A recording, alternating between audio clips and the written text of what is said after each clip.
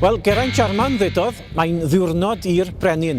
A dyna fydd hi yma yn Llanelwedd ar Hydref y Chweched.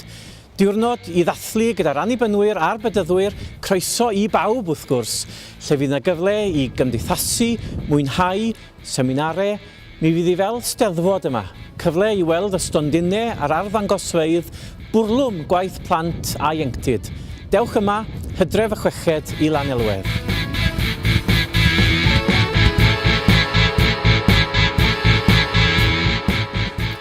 Bob hyn a hyn, mi fydd angen i ni fod yn rhan o ddigwydd mawr. Cyfle i ni ddod at ein gilydd, cyfle i ni ddathlu'n ffydd, cyfle i ni ymfalchio yn ein perthynas a'n gilydd ac yn ein aelodaeth o Eglwys Iesu Grist. Y Chweched o Hydref, diwrnod i gyrchu a rhannu, diwrnod i ddathlu ac i fwynhau, diwrnod i ni ddod at ein gilydd, i ddathlu'r ffydd ac i wybod ein bod ni'n rhan o deulu mawr. Mae'r digwydd mawr felly yma yn Llanelwedd a'r cyfle i chi fod yn rhan o'r digwydd hwnnw, diwrnod i'r brenin, cofiwch fod yno. Mae yna 2 ddiwrnod i'r brenin wedi cael ei gynnal o'r blaen, unwaith yn 2001 ac unwaith yn 2008. Ond yn 2012, am y tro cyntaf, mae'r bedyddwyr a'r annibynwyr yn dod at ei gilydd i gynnal y diwrnod arbennig yma. Fel oedd Peter yn dweud, mi fyddwn ni'n dathlu'r ffydd, a mae yna bob math o drefniadau yn cael ei gwneud. Da ni'n gobeithio am dywydd gwell nag ydi heddiw wrth i ni ffilmio hwn, oherwydd mae'n bwrw glaw. Ond wrach ar y Chweched o Hydref y can ni ddiwrnod braf, ond sut bynnag dywyd fydd hi'n ardderchog. Mae yna weithgarwch i bawb o bob oed a phob darpariaeth yn cael ei gwneud. Dowch yn llawen i ni gael mwynhau o diwrnod hefo'n gilydd.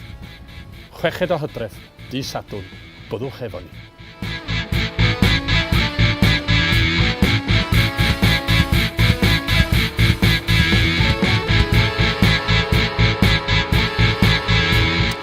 Wel, dyma ni yn y prif neuadd lle bydd y digwyddiadau mawr yn cymryd lle. Dwi yma ar hyn o bryd yn teimlo'n unig iawn ar gader ar ben fy hun.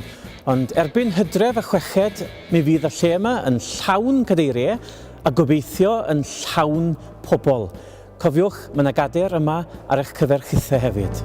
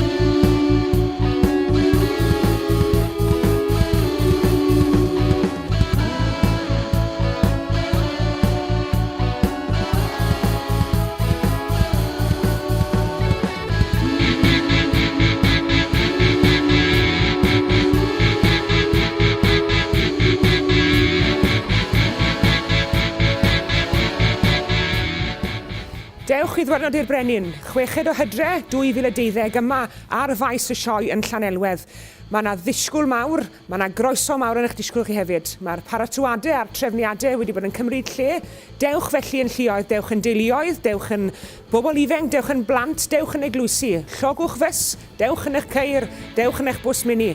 Dewch i Lanelwedd, dewch i ddathlu'n ffydd, dewch i uno yn y mawl. Bydd yna ddisgwyl mawr ar eich cyfer chi.